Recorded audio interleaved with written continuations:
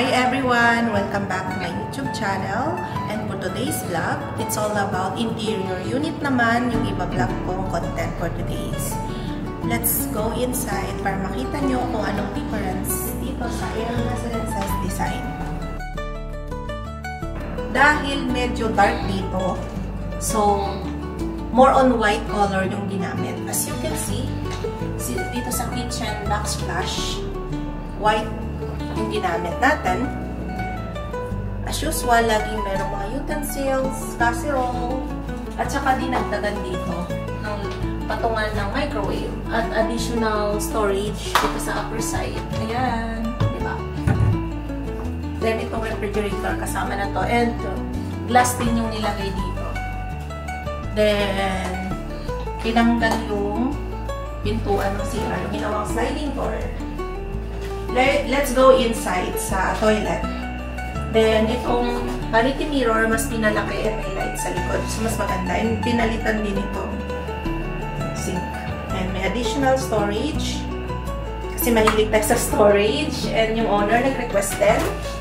Ito, top-load washing machine. And dinagdagan ng towel, holder, and additional storage dito na cabinet sa upper side. Lalagyan ng mga sabon. And this one, shower enclosure. Yung binagdag. Ayan. Bidet.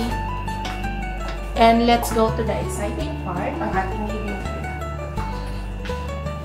TV console, as usual, decoration. More on white color din siya. Itong floated wall, as you can see. Smart TV. Dito, sa dining. Ito is pull out. Pull out siya, as you can see. So, pwede ka pang mahiga dyan. Ito ang ating two-seater na dining na parang bar type. As you tignan nyo guys. Ito. Diba? Then, additional mirror dito.